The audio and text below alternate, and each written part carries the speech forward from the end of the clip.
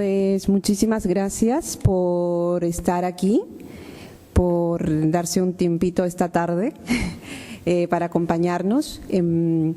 Nosotras somos de la Red de Migración, Género y Desarrollo, una colectiva que está integrada por mujeres de varios orígenes y que estamos impulsando junto con otras compañeras, otras colectivas como Mica Solidaridad, Sororidad Internacionalista del Maresme, diversas 8M de Girona, la Red Antirracista de Tarragona, la colectiva Madrecitas de Barcelona, las compañeras de ADIS, que son de la Asociación de Mujeres Migrantes Subsaharianas de Granollers. Juntas estamos impulsando una iniciativa que tiene que ver precisamente con lo que llamamos el cuidado comunitario, que se habla mucho de acción comunitaria, mucho de políticas comunitarias, pero que en la práctica en el Estado español no hay realmente un impacto comunitario de las políticas públicas y más de las políticas públicas relacionadas al ámbito social. Entonces nosotras también, porque venimos ya de una trayectoria, un camino recorrido juntas, también de haber evidenciado lo que ha sucedido pospandemia con las mujeres migrantes, con las mujeres en toda su diversidad genérica, lo que ha sucedido con la pandemia y lo que ha pasado ahora y cómo estamos, en qué condiciones se está viviendo en los diversos territorios, pues una segunda etapa de esta trayectoria comprometida, colectiva, de todas, además de valorar el hecho de que estamos generando conocimientos, porque normalmente se espera que quienes produzcan conocimientos es la academia, ¿no? Las expertas en migración, las expertas en, ¿no?, entre comillas, las que conocen obviamente supuestamente de las realidades de las colectivas que están en condición de migración y racialización. Pues nosotras también nos posicionamos desde esta perspectiva feminista descolonial de decir, bueno, también podemos compartir saberes, también podemos hacer análisis, también podemos obviamente hablar de nuestras propias realidades y contextos, ¿no? Y por eso también nos está apoyando la agencia de noticias Ítacat, que también es una trayectoria de vida de una compañera comunicadora que viene de Colombia y que pues tenemos una alianza también estratégica con ellas, y a una maravillosa compañera que ahora les presentará, que es la autora del vídeo, que creo que también el vídeo documental que presentamos hoy que dibuja la realidad que también les vamos a presentar a través del diagnóstico. Entonces, antes de empezar, quería darle una pequeñita palabra a Paula Riedemann, que es de Calala, que es una de las organizaciones con las cuales estamos impulsando esta iniciativa, gracias también porque los recursos son importantes para realizar estas acciones y no se pueden realizar, gracias a la Agencia Catalana de Cooperación. Y le doy un poco la palabra a Paula para que pueda dar un poco el saludo y el contexto. Gracias. Hola, bueno, yo soy Paula de Calala Fondo de Mujeres. Voy a hablar muy brevemente para contarles un poco. Calala es un fondo de mujeres y nosotras lo que hacemos es que nos dedicamos a movilizar recursos para apoyar al movimiento de mujeres y feministas, tanto aquí en el Estado español como en Centroamérica. Aquí en el Estado español tenemos una trayectoria importante de trabajar con grupos de mujeres migrantes y racializadas. En específico, tenemos una trayectoria de colaboración y un apoyo concreto también actualmente con las agrupaciones que están representadas hoy en la sala. Y bueno, en Calala estamos comprometidas con los temas de cuidados comunitarios. Hemos aprendido muchísimo de lo que cada una de las colectivas trabaja y nos explica desde su perspectiva. Y bueno, muy contenta de estar aquí hoy día. Me acompañan también dos otras compañeras de Calala. Y bueno, con ganas de escuchar qué nos van a contar. Gracias. Pues bien, para empezar, primero decir que esta iniciativa de diagnóstico participativo, ¿no?, de investigación colectiva, nace también de una práctica y una metodología que tiene la red de Migración, Género y Desarrollo, ya desde hace mucho tiempo, en el sentido de apostar también por descolonizar el saber. Entonces, para nosotras era como importante reconocer que quienes tienen la legitimidad para hablar, para analizar sus propios contextos, para hablar de sus propias vivencias, de sus territorios, son las propias organizaciones, las propias vidas, ¿no? Estas vidas que desde la experiencia vital, o lo que nosotras denominamos el saber situado, conocen para explicar cuál es la problemática, qué afecta, qué impacta, pero además también qué propuestas se tienen, porque no solamente este diagnóstico sirve para evidenciar una realidad, sino también para evidenciar que las colectivas están también desde la acción comunitaria haciendo propuestas concretas y aunque no son tan visibles, aunque no son reconocidas por las autoridades públicas y que a veces también dentro de la propia comunidad, que nosotras decimos la comunidad de destino, tampoco son valoradas en su integralidad.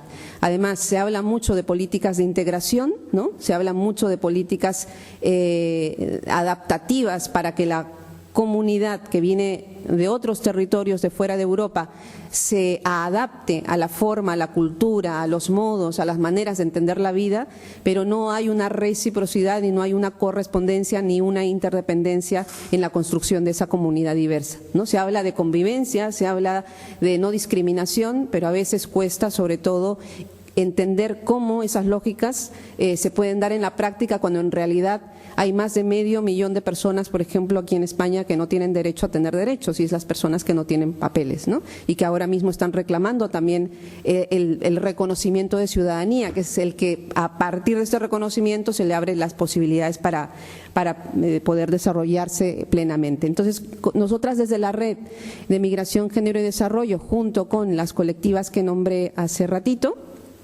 hemos venido haciendo este trabajo de construcción colectiva, cada una ha desarrollado en sus territorios unos diagnósticos participativos, pero además de recoger a través de los diagnósticos participativos la información, el análisis, los saberes de las participantes, también aplicamos una pequeña encuesta a 100 activistas de diversos colectivos, de diversos orígenes, para reflexionar también qué entendíamos por cuidado comunitario y sobre todo para preguntarnos si realmente las políticas públicas aquí en Cataluña específicamente pues tienen una mirada de acción comunitaria, porque cuidado comunitario obviamente que no, pero ya la acción comunitaria en la que sí nos señalan que a veces se tienen, de hecho hay normativas que hablan de acción comunitaria, normativas que están incorporando desde la Generalitat que nos dicen que están trabajando con la comunidad, pero sobre todo a las que estamos, ¿no?, en el día a día viendo cómo esas políticas públicas se hacen realidad, nos cuesta ver esa acción comunitaria. Entonces, así compartiré rapidito lo que ha significado esta encuesta, que han sido solamente unas 6 preguntas básicas, pero solo compartiré dos de ellas, porque la idea también es escuchar a las compañeras. La primera es explicar desde nuestra propia perspectiva qué entendíamos por cuidado comunitario, ¿no?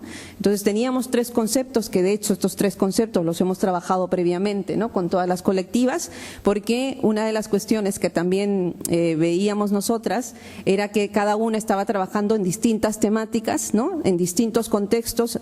Unas compañeras trabajan con mujeres subsaharianas, unas compañeras trabajan más con mujeres venidas del norte de África, específicamente de Marruecos. Otras compañeras trabajan con una amplitud de orígenes y que tienen que ver con los derechos sexuales y reproductivos. También hay otras compañeras que están trabajando desde la maternidad, ¿no?, desde la maternidad disidente, que ya les explicará también Mel. Y entonces cada una tiene sus perspectivas y cada una tiene su forma de accionar dentro de su territorio. Y la idea era cómo conectamos con esas definiciones que habíamos encontrado con otras compañeras que no necesariamente habían participado en el proceso previo. Y entonces aquí podemos destacar que la mayoría ha coincidido con nosotras en el sentido de que es una estrategia de resistencia frente al capitalismo, frente a esas opresiones racistas, clasistas, bueno, por nombrar algunas, pero que entendemos nosotras que estamos en un proceso civilizatorio colonial, que es un engranaje global, que tiene que ver con la llamada modernidad y la colonialidad, que es la que nos está llevando precisamente hoy día a entender que hay un único modelo de desarrollo que es homogenizante y homogenizador, y que nos hace creer que no hay otros modos de vida, ¿no? Entonces, un consumo exacerbado, una sobreexplotación de los recursos, no solamente de los recursos de la red de la vida, sino de los recursos humanos, porque formamos parte de ese mercado, ¿no? Y entonces hay una disyuntiva permanente, ¿cómo estamos construyendo ese modelo de desarrollo único, cuando en realidad hay una pluriversalidad de desarrollos, ¿no? Entonces coincidimos ahí con muchas. La otra cuestión es cuán importante es el cuidado comunitario, ¿no? Y tiene que ver con esa idea de mejorar la convivencia, ¿no? El hecho de coexistir, el hecho de reconocerse, o lo que las compañeras subsaharianas dicen Ubuntu, ¿no? Eso, yo me reconozco porque tú existes y yo existo porque tú me reconoces, ¿no? Esa reciprocidad que hay y que lamentablemente se ha perdido con el tiempo, pero cuando venimos de otras latitudes y compartimos esos modos de organicidad colectiva, de reconocimiento, cuesta que lo entiendan desde aquí, ¿no? Porque piensan que es una manera tribal, ¿no? De esta manera, ¿no? Estas tribus que piensan de la comunidad desde esta perspectiva tan peyorativa de los saberes que incluso estaban habitados aquí hace más de 2.800 años, pero que también sufrieron este embate de la colonización. Y finalmente, con el otro, que es el más significativo, que cuando preguntamos si existía alguna política pública en Cataluña que tuviera acción comunitaria, obviamente aquí nos dijeron pues que no, que no, la mayoría, casi el 82%, que no. Y de las que nos han contestado que sí, es porque entendían que en los preceptos o en las normativas de esa política pública estaba la letra o la palabra comunitaria, pero que en la práctica no eran conscientes de si se estaba poniendo en realidad en una práctica real esa conciencia comunitaria. Entonces, un ejemplo claro, y que luego seguro que le compartirán otros ejemplos, es las políticas para combatir la violencia machista. ¿Qué hacemos con una mujer? La sacamos de su contexto, la llevamos a una casa de acogida, donde muchas veces en esa casa de acogida está también sufriendo violencias racistas, discriminadoras. No contamos con la comunidad, no contamos con sus redes de cuidados, individualizamos el proceso y al final la comunidad nunca se hace cargo de esa realidad, ¿no? No se implica para nada, no se responsabiliza para nada a la comunidad. Entonces la comunidad, aunque exista una política pública que combata la violencia machista, sigue incorporando en su interpretación de que la violencia machista es un problema individual de las mujeres o de una pareja o de una situación concreta donde una mujer ha visto violados sus derechos. Entonces, para nosotras, ese es un ejemplo claro de cómo algunas políticas públicas que deberían de responder desde una perspectiva comunitaria tienen un sesgo enormemente importante y significativo y que nos dan a entender que incluso las políticas creadas y generadas desde los feminismos, ¿no?, tienen también ese sesgo porque forman parte también de una realidad que nos ha enseñado a construir de esta manera la vida. Con eso queda la intervención de la Red de Migración, Género y Desarrollo y damos paso a las compañeras. ¿Que iba a empezar? Exacto, Tarragona. Entonces dejamos de compartir. Naret y Ann, que están llevando a cabo una iniciativa súper transformadora en Tarragona, uno de los territorios con mayor índice de racismo que hay actualmente. Bueno, yo soy Naret, una de las coordinadoras de la Red Antirracista de Tarragona. Quiero enviarles un gran abrazo porque lo sentimos mucho de no estar en cuerpo presente en este espacio tan poderoso que se está produciendo ahora allí, pero deciros que sentimos toda la energía y todo el poder de lo que hemos podido hacer durante todo este tiempo juntas y hoy se traduce en este resultado. De primeras queremos presentar un poco de dónde nace la Red Antirracista, un poco de antecedentes y con mi compa Ann estaremos dialogando entre las dos un poco las demandas que han surgido de este diagnóstico y las problemáticas en el contexto de Tarragona. La Red Antirracista es una plataforma que nació después de la concentración que rechazaba la muerte de George Floyd y el racismo estructural en la ciudad.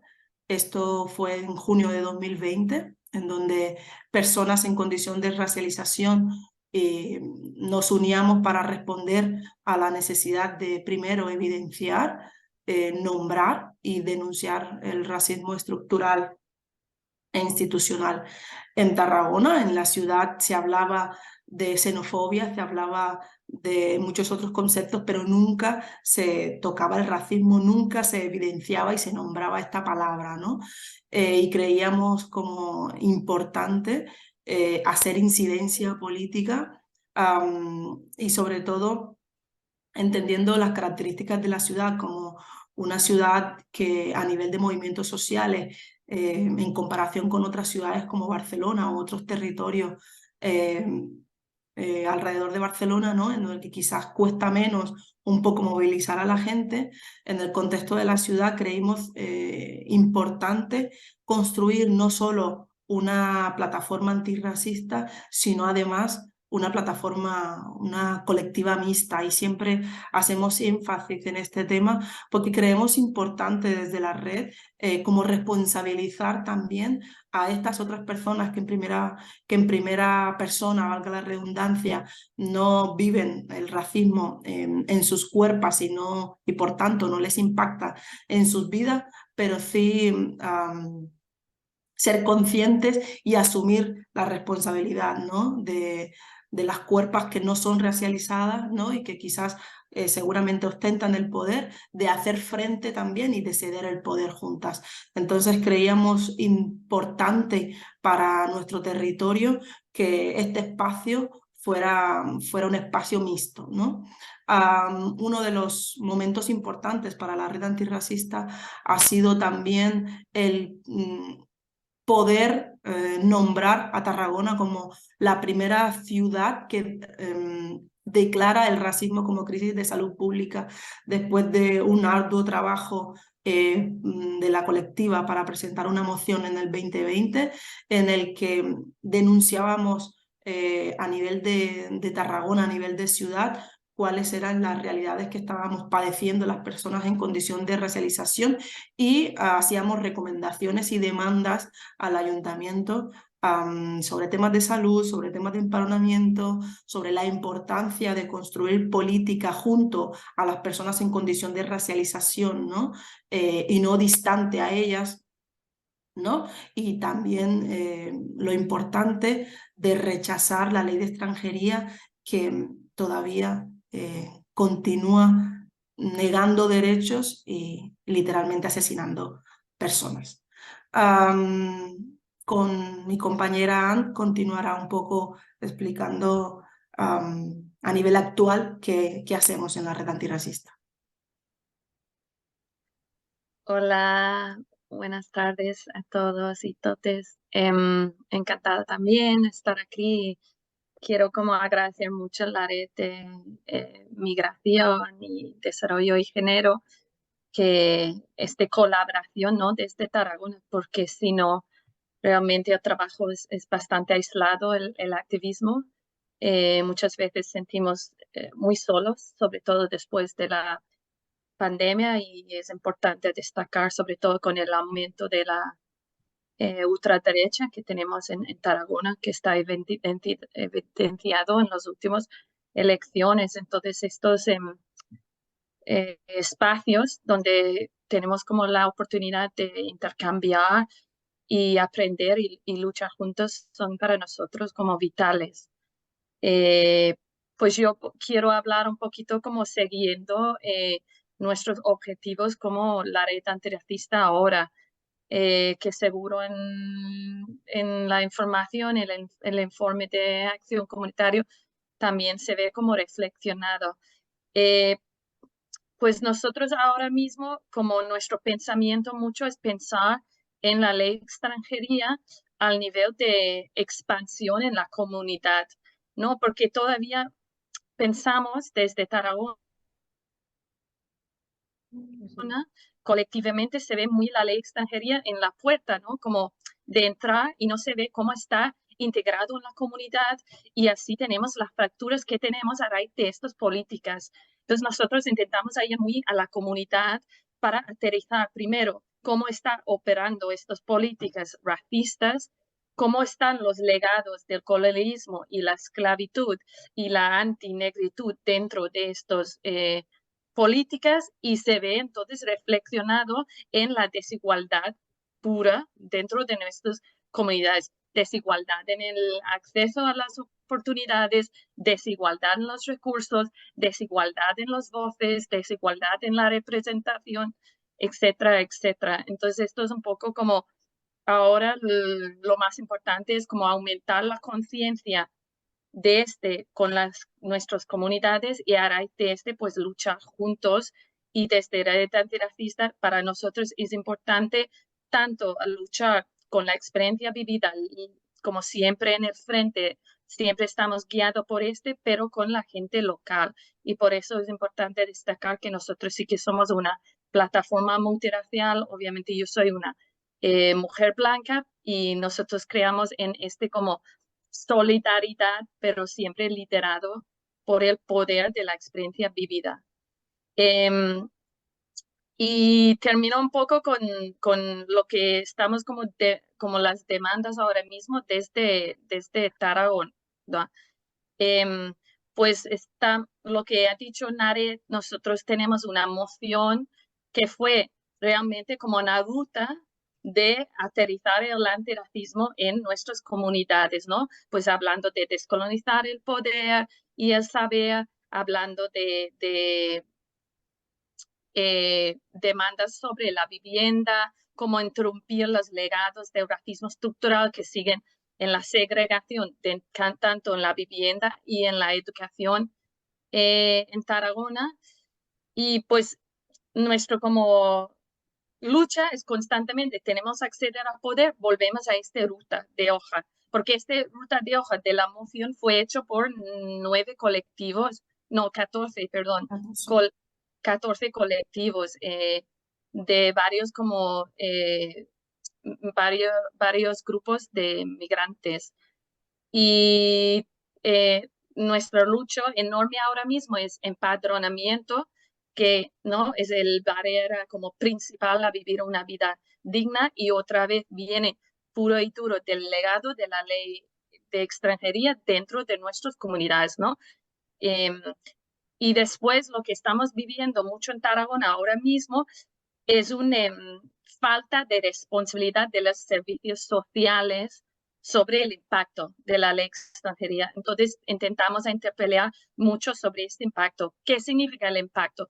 Pues incluso ahora mismo en Tarragona no están entendiendo los servicios sociales a los recién llegados, las comunidades migrantes. Nosotros recibimos, por ejemplo, cifras esta semana que sabemos que los servicios sociales derivan las comunidades migrantes a otros lugares en la comunidad, donde estos lugares están recibiendo al mes 250 personas. ¿Qué significa? Que es un constante lavar las manos de la responsabilidad. Y nosotros estamos intentando recoger esta información y volver y interpelar con las instituciones, primero mostrando racismo, ¿no? A raíz de estos políticos, como las raíces del racismo estructural, y después rendiendo cuentas de los recursos. Porque los espacios sin un presupuesto atienden a estas personas, y después del presupuesto se quedan en el ayuntamiento lejos de la comunidad. Sí. Nosotras desde la red estamos, siempre llamamos como barreras invisibles, ¿no? Y estamos haciéndolas visibles, ¿no? Estas barreras que seguramente para las personas que hemos estado, que estamos en contexto migratorio, pues entendemos a lo que nombramos barreras invisibles, ¿no? Como decían antes, el empadronamiento, ¿no? Que es como la base para no solo acceder a los servicios básicos, sino también para regularizar, ¿no? tu situación administrativa en este país y poder lograr un proyecto de vida en dignidad. Y para contextualizar un poco a la ciudad de Tarragona, hasta marzo del año pasado, el 22% de la población total de la ciudad era población migrada, pero obviamente esta cifra no es real, ¿no? Porque si somos conscientes de que el número de personas que logran realmente empadronarse hoy día en la ciudad, pues es mínimo. Eso quiere decir que seguramente seremos muchas más del ese 22% de personas migradas, ¿no? Eso también quiere decir que hay una sobrerepresentación al acceso a los servicios públicos, porque si realmente no te puedes empadronar, tampoco puedes acceder a la sanidad pública, no puedes acceder tampoco a la educación, ¿no? y a una serie de servicios que garantizan realmente o que mínimamente pueden garantizar la vida de una persona, ¿no?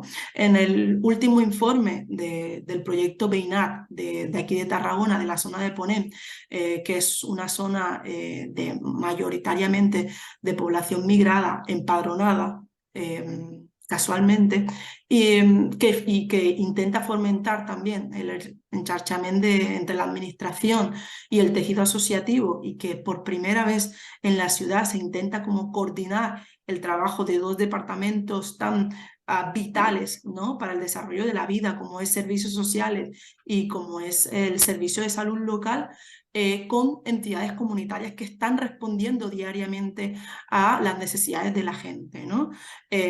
La cifra que decía antes es que mensualmente casi 250 personas son derivadas de servicios sociales a las entidades comunitarias que no tienen recursos, ¿no?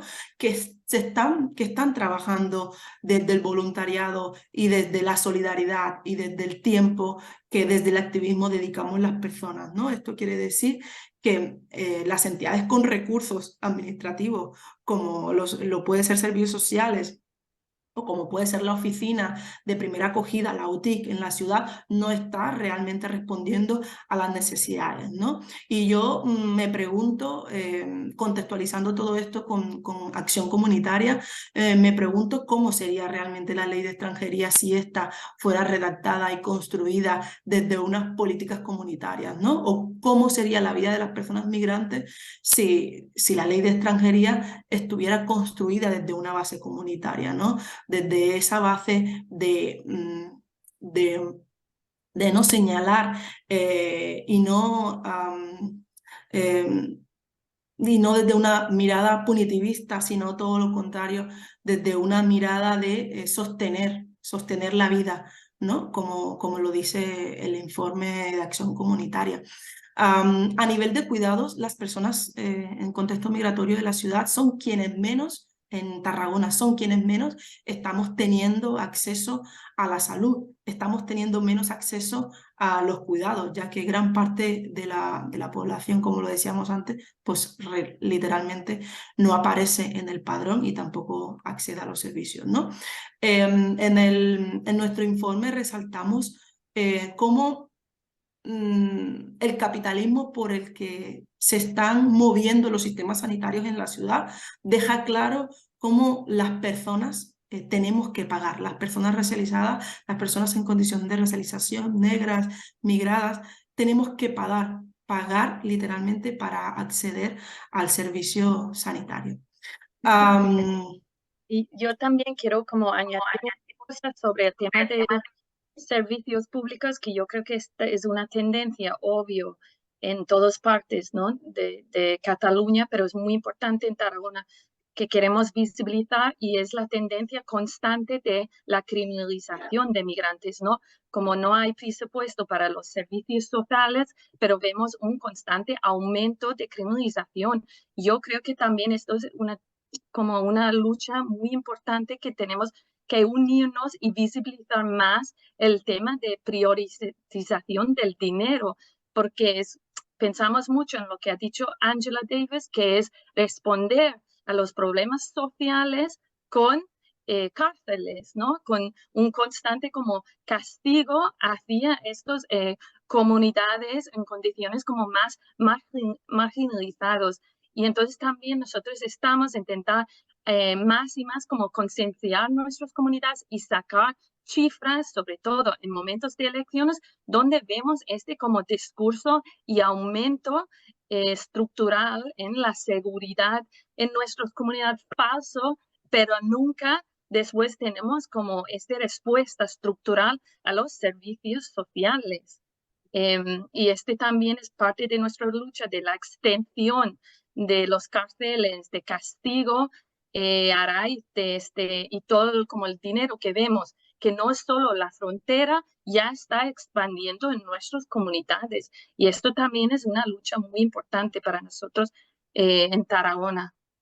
Y yo quiero hacer como un apunte final a toda esta pequeña introducción de nuestro aporte en temas de acción comunitaria al diagnóstico. Y es que ayer justo hablaba con una compañera de vida y de lucha también, en el que decíamos cómo últimamente desde el activismo y sobre todo desde nosotras como personas en condición de racialización, ¿no? Pero que quizás después de una lucha y de un recorrido duro, logras tener un trabajo digno o logras empadronarte o logras tener pues una vivienda digna, ¿no? Y empezamos a llamarnos nosotras mismas a nosotras mismas como personas privilegiadas, ¿no? Cuando realmente no es así, ¿no? Y estamos perdiendo también el sentido de es nuestro derecho, no son nuestros derechos, no es un privilegio el que yo como mujer negra migrante hoy pueda gozar de un trabajo digno después de toda una lucha y después de muchos años de no tener un trabajo digno, ¿no? Entonces, traer a este momento también la reflexión de nosotras como personas en condición de racialización que estamos luchando y resistiendo diariamente cuando por fin, después de ese largo camino, logramos, ¿no?, el defender el derecho y el gozar realmente de uno de los tantos derechos que estamos luchando y que estamos peleando y que hemos de prácticamente guerrear cada día, pues simplemente para nosotras no es un privilegio, es simplemente el derecho que todas tenemos como personas, ¿no? Y yo sí quería hacer como ese énfasis en que no somos personas privilegiadas, las personas que en condición de racialización el día de mañana, ¿no?, podemos gozar, podemos ejercer nuestro derecho a tener una vida digna. Gracias. Buenas tardes. Agradezco que estén las que han podido venir. Os adelanto que tengo un panel escénico muy grande. Me intimida mucho verlas, pero me alegra mucho. Es contradictorio, ¿no? Me hace mucha ilusión verlas aquí. Soy Mel de Lima, de la colectiva Madrecitas. Nuestra colectiva es una colectiva que acompaña a madres migrantes, ¿no?, en los procesos de retirada de custodia, ¿no?, de sus hijas, por razones clasistas y machistas, ¿no? Y acompañamos de forma psicológica, ¿no?, y jurídica. Las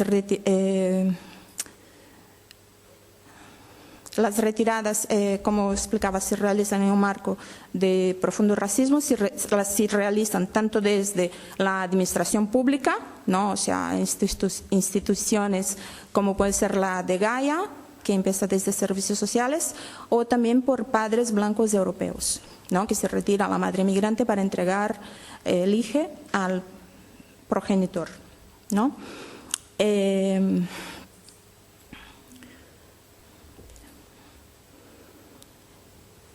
Nosotras, ¿cuándo empezamos? Empezamos en la primavera del 2020, ¿no?, en plena pandemia, ¿no? Nos encontramos por primera vez un poco antes del confinamiento y después, pues, en la primavera empezamos. Éramos algunas madres, algunas aliadas, ¿no? Y empezamos porque nos dimos cuenta aquí la situación, lo que nos parecía que era singular en nuestras vidas, en el caso de madres afectadas como soy yo, era una situación que se está normalizando, ¿no? Una retirada de custodia, repito, por razones clasistas, machistas y profundamente racistas, profundamente, reitero.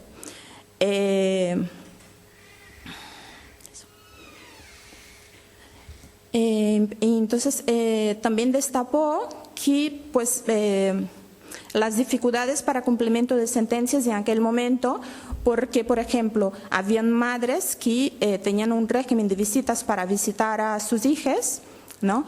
Y que se cortó se cortó totalmente con el confinamiento, pero por desconocimiento puro, porque una de las cosas que, digamos que en aquel momento estaba permitido era desplazarse para cumplir sentencias judiciales. En el caso, la visita al hijo es un cumplimiento de sentencia judicial, ¿no? Entonces destapó muchas cosas, destapó también que no los podían ver en los centros, ponían dificultades, y entonces nacimos ahí, ¿no? Madrecitas, nos unimos varias madres, como dije antes, ¿no? Psicólogas, abogadas, con la idea de visibilizar lo que estaba pasando, denunciarlo, hay que denunciarlo, y acompañar a estas madres, ¿no?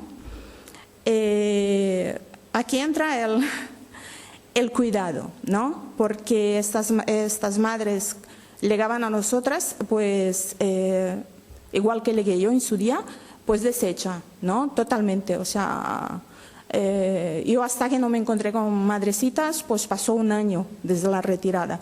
Y realmente creo que piqué todas las puertas de asociaciones de Barcelona, entidades, a la administración, puedo hacer una lista, sería interminable, ¿no? Y no encontré respuesta, por supuesto, no hubo respuesta, ¿no? Aquí entra el factor criminalización, ¿no? Si criminaliza las maternidades, pues no eurocéntricas, es una criminalización, el formato, la forma que podamos tener de criar, no la ven igual, ¿no? Aquí los podría poner pues ejemplos prácticos, ¿no? Porque decirlo pues como que suena incluso vacío quizás, ¿no? Para vosotras, pero os puedo poner ejemplos prácticos. Por ejemplo, para una europea el colecho es algo cool, es el no va más. Para una mujer migrante se le puede acusar de conducta sexual inapropiada. Esto es muy fuerte, ¿no? Es la degradación, ¿no? de esta madre. Entonces cuando llegaban a nosotras venían en situaciones muy duras, ¿no? O sea, el repudio, el estigma, situaciones como que en la escuela donde llevaban a las hijas que hasta entonces vivían con ellas y que fueron retiradas a posteriori, pues os puedo poner otro ejemplo práctico, que todas las madres dejaban de hablar, ¿no? De 25 madres, pues 22 dejaban de hablar porque le habían quitado la hija, y si le habían quitado la hija, pues no se quita una hija a una buena madre. No, esto no existe. La cultura eurocéntrica dice que esto no se hace, que la justicia es justa. No, no es verdad. La justicia no es justa para una madre migrante, ¿no? Y pues la necesidad de cuidarnos entre nosotras vimos que era imperativa. Entonces nos unimos, ahora somos una asociación, seguimos con la idea del cuidado comunitario, ¿no? Que estas madres pudieran encontrar un espacio seguro, ¿no? Que no serían juzgadas, no verían sus maternidades judicializadas, y poder acompañarlas en el proceso para recuperar la guardia y custodia, ¿no? ¿Por qué afirmamos también que son situaciones de profundo racismo? Hoy por hoy creo que la comunidad migrante en el territorio del Reino no creo que lleguemos al 20%, ¿no? Las hijas de madres migrantes en los centros de menores llega casi bien al 70%. Se dice pronto, no estamos haciendo las cosas bien. Se dice muy pronto. Y no podemos afirmar, ¿no? No podemos que sean pues datos exactos, porque claro, están las madres que han visto que los progenitores se han quedado con la guardia y custodia y que esto cuesta mucho denunciar, ¿no? Es muy complicado, es difícil como dar la cara. Primero por el estigma, segundo por la represalia que puede sufrir. Luego están las que la administración retira, pero a posteriori no va a un centro, sino que la entrega a la familia extensa del progenitor, que no está con el progenitor. Y en muchos casos los progenitores son maltratadores, esto también hay que decirlo, ¿no? Es un hecho. Entonces, pues aquí más que nunca el sostener la vida es vital, ¿no? El cuidado comunitario, el poder, pues, agasajarnos, ¿no? Entre nosotras, poder hacer, como restaurar en esta madre, que no es mala madre, ¿no? Que es una situación que está viviendo, ¿no? De profundo racismo, de profunda violencia, de criminalización, pero que no es mala madre. Entonces, el gran objetivo de Madrecitas es este, ¿no? Es sostener a estas madres, a las hijas si se puede, que es más difícil, ¿no? Están las leyes que, por ejemplo, un acompañamiento psicológico a una hija no lo podemos hacer si no hay autorización de la administración o ni en el caso del progenitor. Entonces, muchas veces incluso hay informes, sentencias que dicen que el menor necesita acompañamiento psicológico, pero la administración o el padre que tiene otorgada la guardia y custodia en aquel momento, por sus razones, las que sean, no lo hará y no pasa nada. Y nos hemos encontrado con diversas situaciones como estas. No pasa nada, no se criminalizará a él o a la administración, pero a nosotras sí, ¿no? Entonces, hablé mucho de la administración. ¿Qué esperamos? ¿No? Pues esperamos que la administración tenga esta mirada de los cuidados, porque hasta entonces no existe esta Barcelona acogedora. Yo todavía no la he encontrado. Llevo más de 20 años en este país. Yo todavía, como mujer migrante, yo no la he encontrado. Y sería maravilloso que pudiéramos encontrarlo, ¿no? Que encontrar este cuidado en la administración pública, que no hay. Incluso podría afirmar que lo que hay en el momento que buscas, pues, tener un trato digno y, pues, por ejemplo, nos hemos reunido con personas de servicios sociales, ¿no? Para hablar de determinadas situaciones que consideramos muy graves. Bueno, todas son graves, ¿no?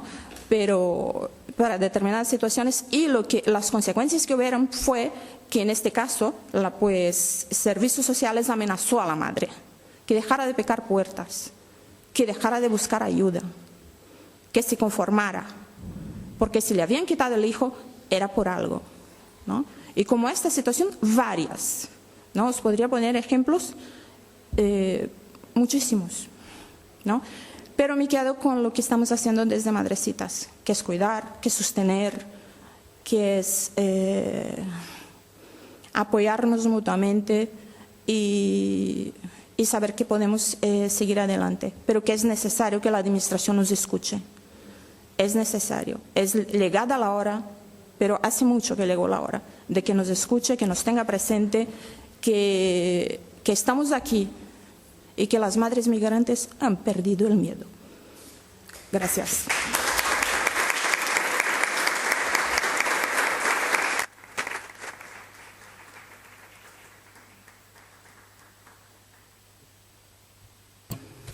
Hola.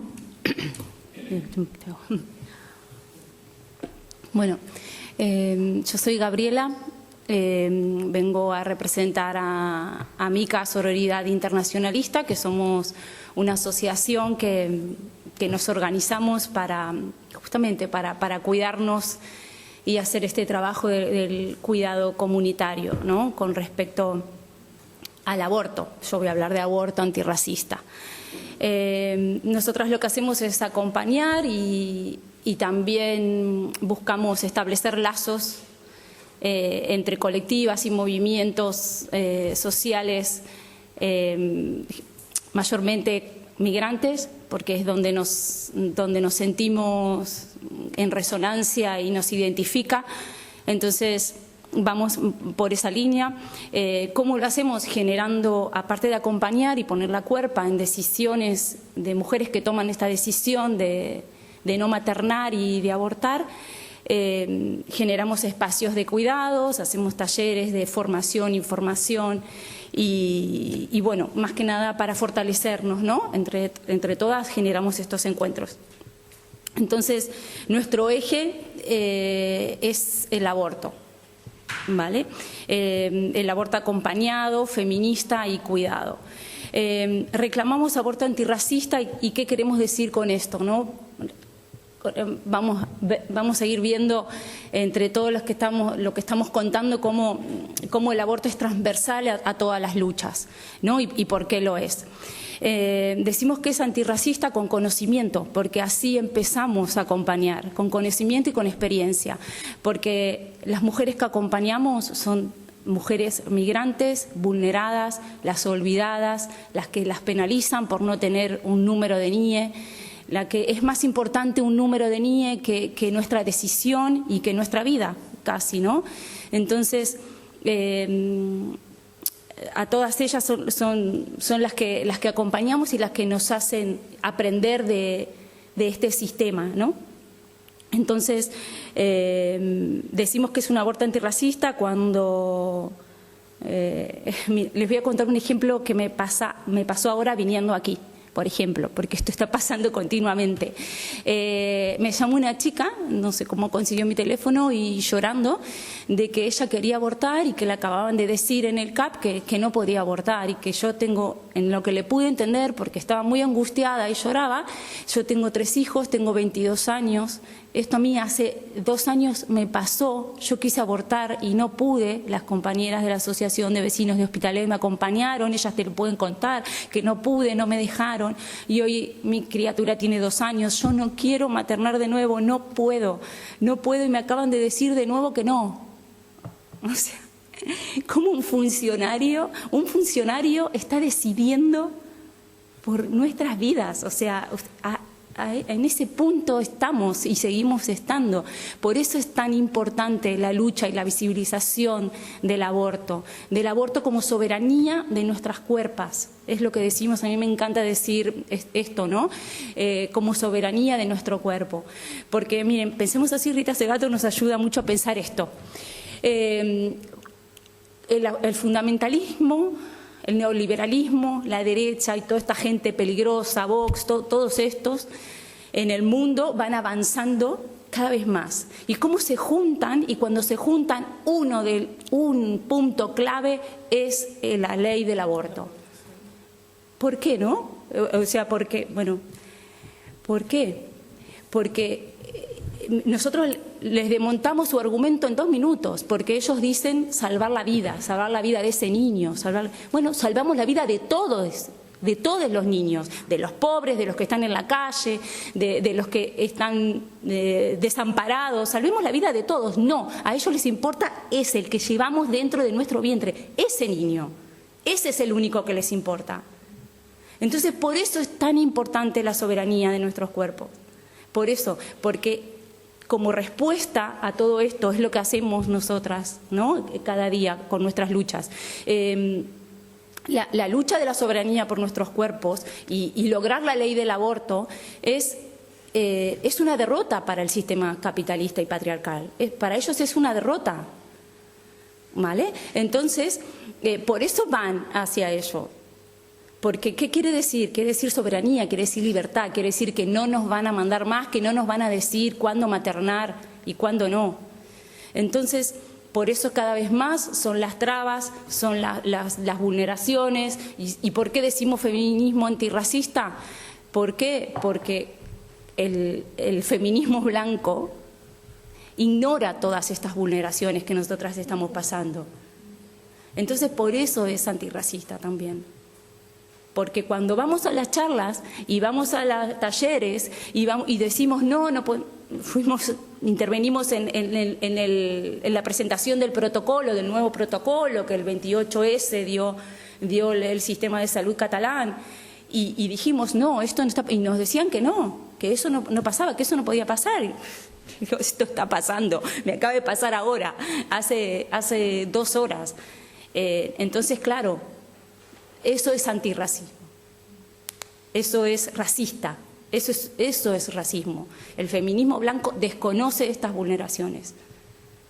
Entonces, por eso es tan importante la lucha de la soberanía de nuestros cuerpos. Por eso nos organizamos, por eso formamos parte de este diagnóstico, para que en los lugares donde vamos se sepa el trabajo que está haciendo y se sepa de que no estamos solas, de que esto, por qué es importante esto y de que, como yo le dije hoy a la chica que me llamó por teléfono, no le quise preguntar nada más, ni por qué era, ni de dónde era. Solo le dije, quédate tranquila, mañana nos vamos y si tu decisión, nos vemos y si tu decisión es abortar, vas a abortar cueste lo que cueste. Tú en eso quédate tranquila, tranquilízate, ya está, ya estamos en contacto y en eso quédate tranquila, mañana nos vemos. Entonces, escuchar de alguien desconocido que te diga eso es lo que pasa generalmente, es súper importante. Es todo, por eso decimos que las redes salvan vidas, ¿no? Entonces, ahora ya me fui con lo que iba a decir. Es por eso, ¿no?, que en el diagnóstico esto también lo que pasaba, ¿no?, en la juntada, de que todas las personas que cuando nos presentábamos, que estábamos haciendo este diagnóstico y decíamos quién eran, desconocían totalmente la vulneración que estamos sufriendo, las redes que se están armando.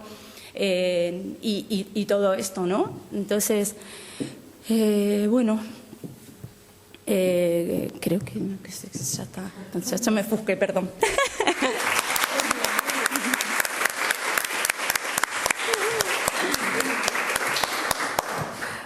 ¿Tengo que apretar? Sí. Yo no necesito un micro, ¿eh? Yo... Bueno, es que lo que tenía preparado las compañeras ya lo hablaron. Con Sara Cuentas le iba a decir, Sara, para y déjame hablar algo, ¿sabes? Después las compañeras con los casos. Sí, claro, es que por eso estamos y por eso trabajamos juntas, ¿no? Yo creo que porque las luchas, o sea, los problemas son casi los mismos, de otras formas. Y el sistema capitalista es experto, ¿no?, en cambiar las formas, pero las violencias son las mismas, ¿no? Es que mientras estaban hablando, ¿no?, sobre todo del tema de las violencias, las violencias en general, la violencia obstétrica sobre todo, y me hice recordar que cuando yo di a luz, a mí me dieron permiso para salir, pero mi hija adelgazó a 100 gramos más. Y yo le digo a la pediatra, vale, yo firmaré una autorización, sacaré a mi hijo nació con casi 4 kilos, adelgazó 100 más gramos, o sea, me dijeron que no podía salir. Y yo le miro y le digo, doctora, yo voy a firmar la alta voluntaria y también firmaré sobre mi hijo. Me miró y me dice, tú, claro que puedes salir, pero el niño no puede salir. Y a mi Arlen le digo, Arlen, me dice que no puedes sacar a mi hijo que le he parido. Y me dice, Arlen, sí, lo puedes hacer. Y tú tienes que callarte, quedarte ahí los 5 días. Y yo le estaba diciendo esto, o sea, hablando de lo que comentaban las compañeras, ¿no? O sea, que las violencias, sobre todo hacia las mujeres inmigrantes, ¿no? Y más de una ocasión y tal, me dice, es que no nos has entendido y tal. Digo, hombre, ¿cómo no os entiendo? O sea, que por ser mujer inmigrante, ¿no? Y yo me considero una de las nadies, ¿no? Que Galeano lo sabe, los nadie. Y como la mayoría de las personas que son víctimas, ¿no?, de racismo y de las violencias institucionales. Bueno, me han dicho de presentar las diversas temas Girona, pero ya, bueno, decía yo, es imposible presentar las diversas temas Girona sin decir que forma parte de ese cuidado comunitario.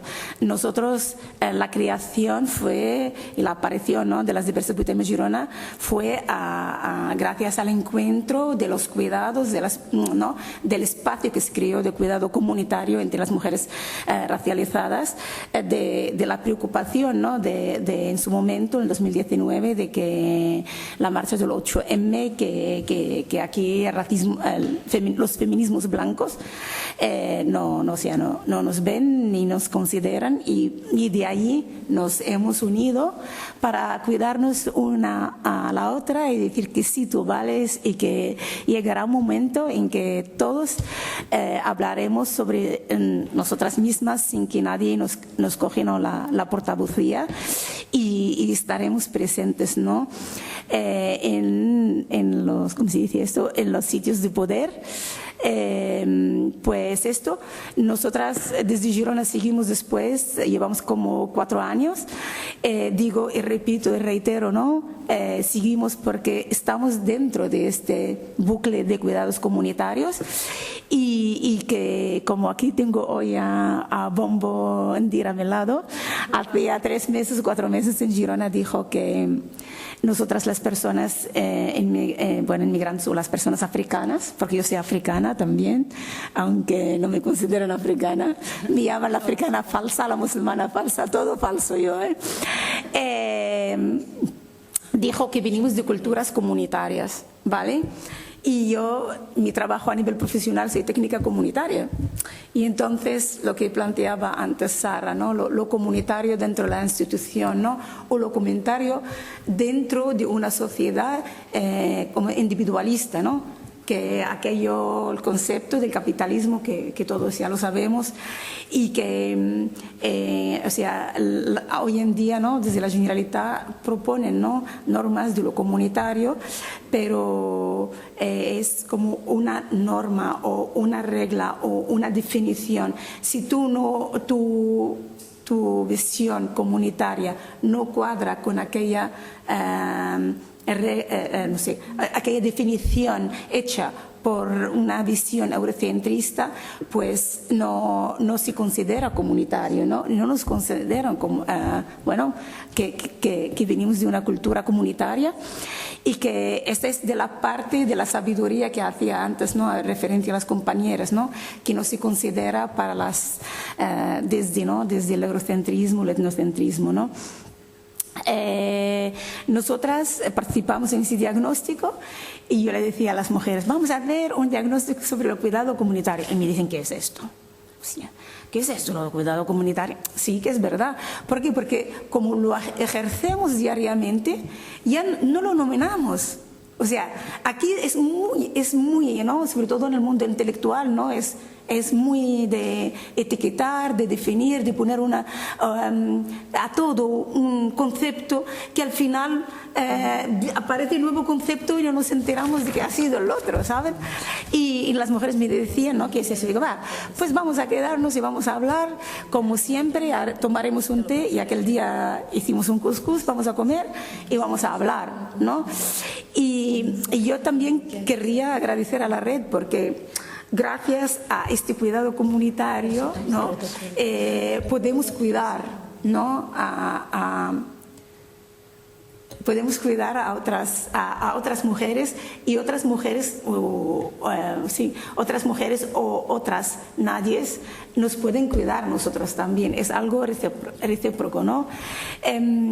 Pues hicimos la reunión, y en nuestro, o sea, solamente vinieron, o sea, todas las mujeres éramos, entre comillas, racializadas, pero nos interesaba que viniesen también mujeres autóctonas, pero solamente había dos presencias, ¿vale? Y una de ellas es política, o sea, ha venido una regidora a asistir, a la Dolores. ¿Por qué digo esto? Nosotros comimos couscous y estaba riquísimo, ¿no? ¿A qué se acuerdan, no? Y hablamos de todo, se habló sobre todo el tema de hábitat, que tenemos un gran problema hoy en día, y las mujeres, o sea, volvían, o sea, hablábamos del cuidado, cómo se puede definir, y te dicen, no, el hábitat, la vivienda, ¿no? Y lo que decía ahora la compañera, yo hoy también, esta mañana me entró una llamada y me dice un hombre, me dice, Lobna, te llamo porque a ver si me puedes ayudar. Estoy en otra ciudad de Girona, de la provincia de Girona, y vivo en el coche con mis 4 hijos desde que me echaron, ¿sabes? Y me dice, o sea, si nos podéis, ¿no?, ayudar, para encontrar vivienda. Y yo le digo, no, y servicios sociales, la institución, tal. Y dice, no me quieren ayudar. ¿Vale? Claro, le dicen, si tú trabajas, vete a buscar casa. Pero ellos no tienen en cuenta el tema del racismo inmobiliario. O sea, él me decía, yo puedo pagar hasta 700 euros. Pero es que no hay, no me alquilan, porque soy marroquí, no me alquilan, Lubna. A ver si tú me puedes echar una mano. O yo le decía, es que... decía lo del cuidado comunitario y insistía sobre el tema de que éramos la mayoría racializadas, y es muy importante porque, como sabéis, no sé si lo sabéis, pero desde hace un año se ha creado la red, la xarxa pel dret a curas aquí, a Cataluña. Y yo me enteré hacía 3 o 4 semanas, y el pasado sábado se hizo una jornada y vinieron, o sea, asistieron más de 30 personas para esa charcha, ¿no? Y yo en mi intervención he dicho, estoy súper preocupada, porque es que yo convoco para hablar del cuidado comunitario a toda la población, a todas, sobre todo las mujeres, y solamente aparecen las mujeres migrantes. Y que hoy en día, para hablar del derecho a curas, solamente hay blancas. Y había hombres ahí también, y la mayoría son trabajadoras sociales, médicas y tal. Y yo digo, o sea, a mí me preocupa que no se ha hablado de las curas comunitarias, pero me preocupa más esta segregación que tenemos. Si os convoca a una reunión una mujer migrante, solamente pensáis que tiene que venir migrantes, ¿no? Pero en verdad, hablar de curas y curas comunitarias hace falta que haya la mayoría de la población, no solamente la población inmigrante. Aunque, repito, ¿no?, es algo de la sabiduría que tenemos, que mucha gente aquí no la quiere reconocer, entre ellos las instituciones, ¿no? Que esto. También me gustaría hacer énfasis de que me sorprendió en una reunión en la Generalitat, vino una representante, no me acuerdo quién era, de feminismo, y hablaba de violencia de género, y hablaba ahora de poner lo comunitario dentro de las políticas contra las violencias de género, ¿no? Y yo decía, hombre, paramos aquí un segundo. O sea, o transversalizar las curas comunitarias dentro de las políticas sociales y tenerlas en cuenta en las políticas contra la violencia de género, sino las comunidades no van, y hablamos, porque ellos lo ven como comunidades, no van a hacer vuestro trabajo, ¿vale? Que es el trabajo de la institución, vigilar por ¿cómo se llama esto? Por el bienestar de todo el mundo, ¿no? Por proteger a las mujeres, ¿no? No es que nuestras comunidades tienen que trabajar esto. Aunque cuidado, aquí no nos mezclamos de que la salvación ahora es lo comunitario. No, es que lo comunitario y las curas comunitarias tienen que estar, los cuidados comunitarios tienen que estar transversalizados, ¿no?, dentro de las políticas sociales. Y insisto aquí, y me callo, que estas curas comunitarias tienen que tener nuestra definición y cómo vemos nosotros las curas comunitarias, porque gracias a las curas comunitarias, y aquí el informe dice sostener vidas, pero gracias a las curas comunitarias no solamente sostenemos las vidas, es que dignificamos los muertos. Bueno, la muerte.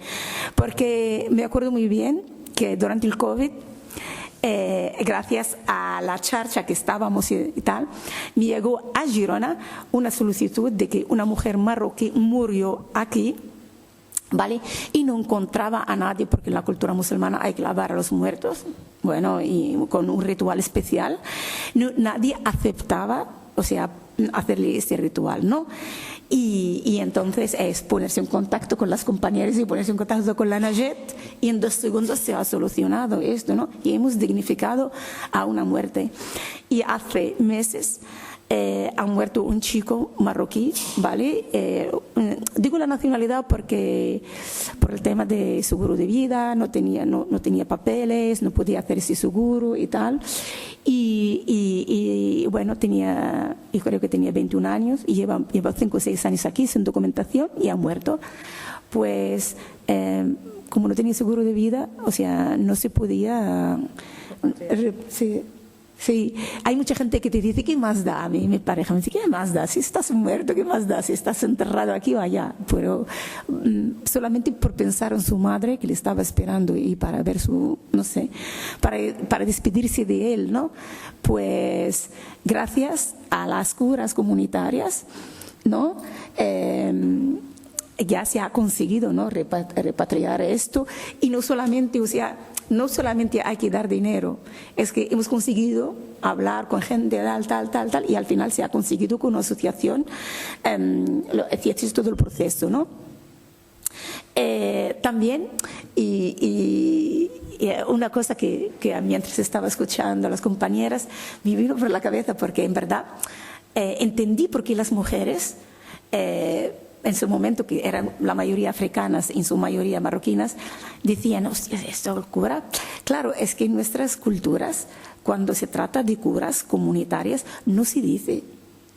Yo no puedo decir, bueno, pues ayer, no sé, a fulana no encontraba dónde dormir y la traje a mi casa ni nada, ¿no? Porque en la cultura musulmana, entre comillas, esto lo haces porque Dios te lo va a pagar, entre comillas, o que un día te cae, o sea, que la vida te da un golpe y una mano se te va a atender, ¿no? Y esto, ¿no? También esto es curioso porque no lo definimos así, pero es cura comunitaria. Claro. Sí, o sea que definir las curas comunitarias o los cuidados comunitarios no es una tarea fácil. Pero, ¿por qué? Porque lo que le he dicho al inicio, ¿no? Que, o sea, lo ejercemos diariamente, lo tenemos tan normalizada que no la definimos. Ya está. Y ya está.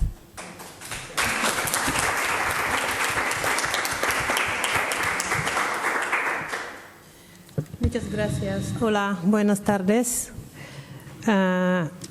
Yo hace 1 año y pico quiero que la gente que está cerca mía, que me conozcan, me llaman a mí Bamba.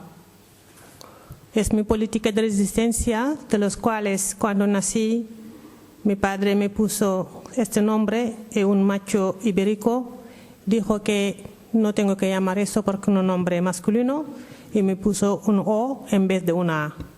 Ahora que tengo los ovarios, quiero que me llaman Bamba.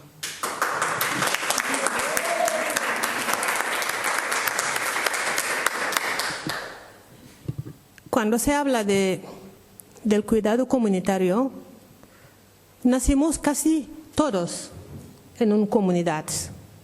Nacimos con madre, padre, tía, onclas, todos nacimos en una comunidad. Pero depende de dónde nacen las personas para definir ¿cuál es el cuidado comunitario? Porque el cuidado comunitario quita todo lo que es el egoísmo, el individualismo, el capitalismo, todo se quitan, porque se valora primero a las personas. Y este legado lo vamos trayendo de donde venimos. Son legados que nos dieron nuestro antepasado. Como lo que dice la Sara, vivo porque tú vives. Nosotros cuando hemos pensado en crear esa asociación en 2004, era un momento del boom de las mujeres negras salvajes que mutilan a sus hijas.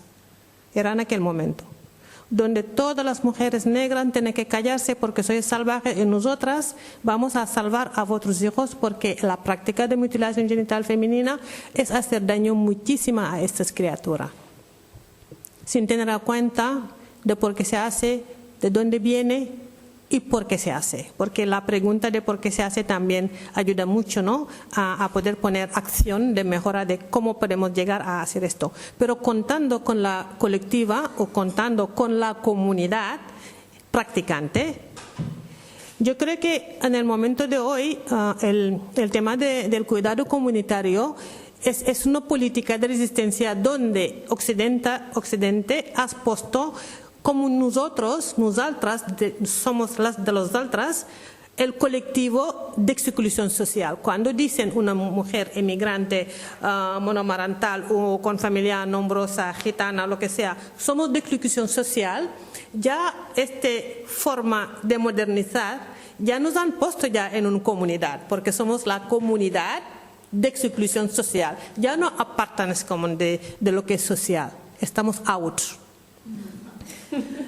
Yo creo que este aspecto nos han dado también una mirada de decir, fantástico, pero como somos de exclusión social, nosotros seguiremos con nuestra comunidad con la creencia de que la comunidad es quien salva al otro. Porque nosotros decimos, cuando nacen, ¿te dice? Son dos manos que te ayudan para venir. Y cuando te vas también, son dos manos que te llevan en la tumba y volvemos tierra. Entonces, ¿por qué no valoramos este concepto de que yo sola no puedo? Tenemos que juntarnos todos para el cambio que queremos. Ese aspecto de cuidado que tiene como nombre término femenino, porque todo lo cuidado muchísimas veces refleja en la mujer. La mujer es quien piensa que cuando la familia tiene problema, quien tiene que transformarla, hacer la transformación alimentaria. Es la mujer que tiene que cuidar el abuelo enfermo. Es la mujer, todo viene en la espalda de esta mujer. Entonces, este papel que es tan maravilloso de que contamos con nosotros, hacen de que nosotros tenemos que unirnos mano en mano, valorando el poder que tenemos, el poder de alianzas que tenemos, para llegar en este cambio, sinceramente, que nosotros hemos pensado.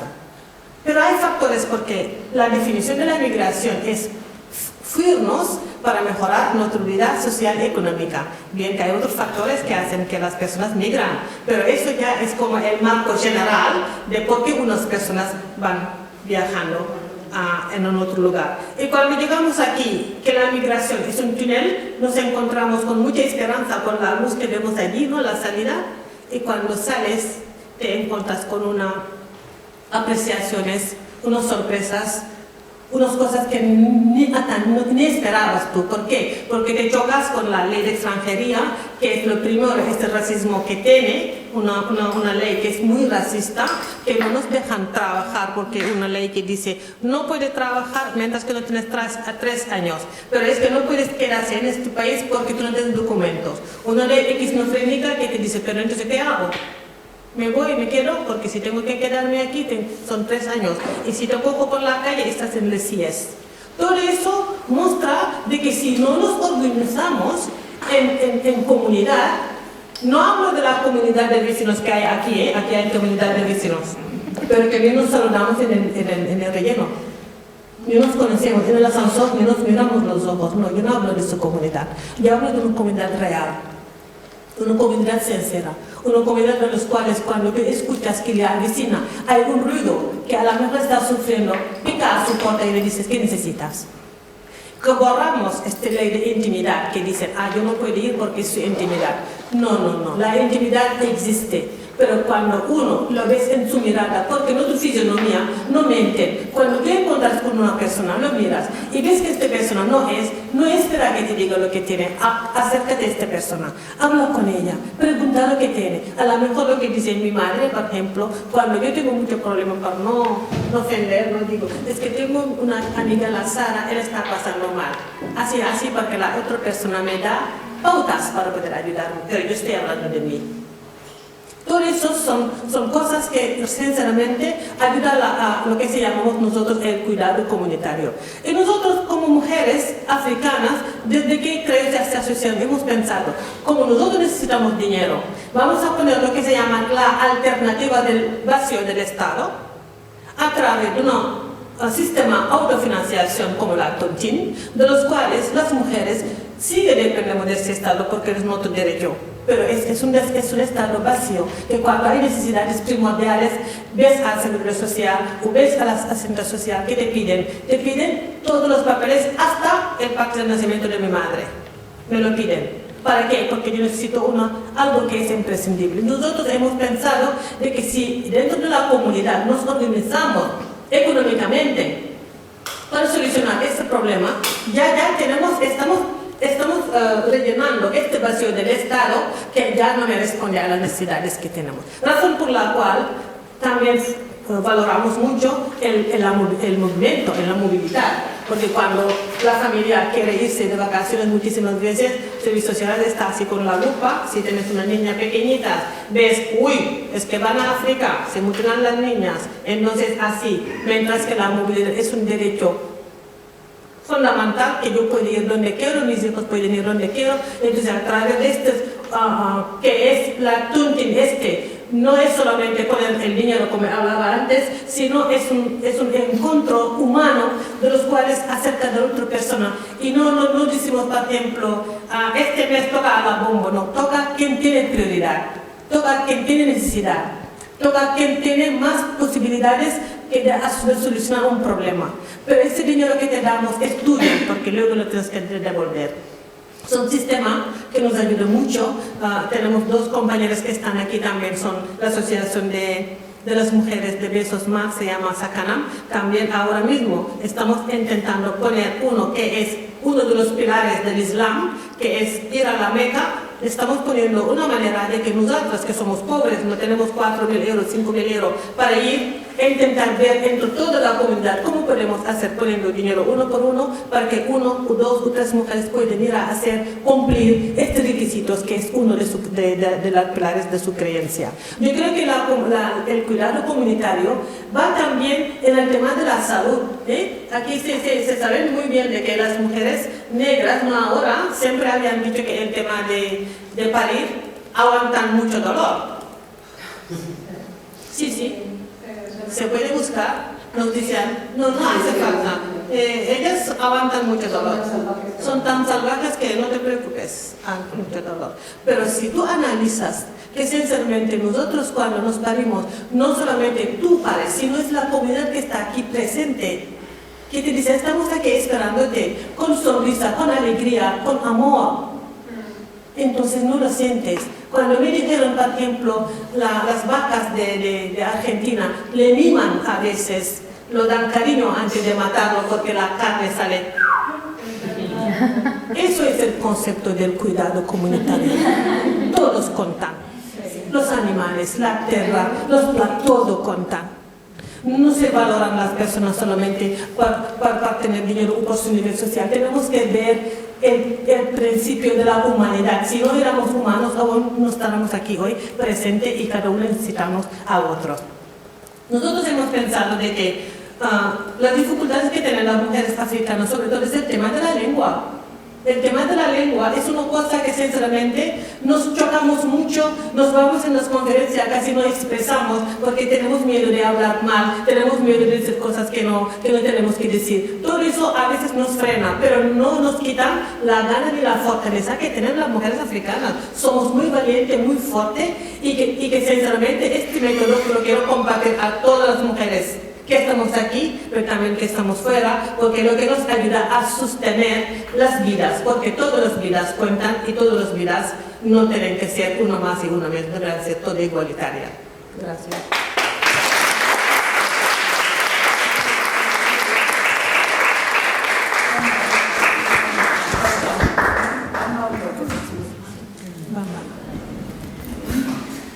Hola, buenas. Bueno, yo soy María Esther, soy periodista y también realizadora audiovisual. Sara me propuso este proyecto de acompañar a todas estas colectivas en su aventura y también su trabajo de investigar qué sería el cuidado comunitario en sus luchas activistas, así como qué sería el cuidado comunitario en sus comunidades, ¿no? Y bueno, yo creo que la herramienta audiovisual es como una pequeña mosca, ¿no? Que siempre está ahí como testigo para abordar diversos temas y también proponer nuevas narrativas, ¿no? Y el cuidado comunitario, en este caso, fue una cosa muy bonita de verlo porque todos los colectivos tenían como similitudes, ¿no? Desde como qué tenían ellas por cuidado comunitario, así también como dificultades muy específicas de contexto. Pero la migración, el racismo y las desigualdades no eran temas que se quedaban afuera en este proyecto. Y bueno, tenemos un documental de 30 minutos sobre cómo fue esa experiencia del diagnóstico participativo sobre cuidados. Y tenemos también que siempre recordar que hablar de cuidados es también hablar de las desigualdades sociales, ¿no? No es solo sobre amor y cariño y cómo nos comportamos a ayudar unas a las otras, pero también hablar de las desigualdades sociales que hay en el mundo. Y como ha dicho Sara en la parte del documental, yo creo que, igual como ella, que los cuidados pueden ser una utopía, ¿no? Pero también son de esos tipos de soluciones que son necesarias para que tengamos otros horizontes más radicales y soluciones más diversas y posibles para un mundo mejor.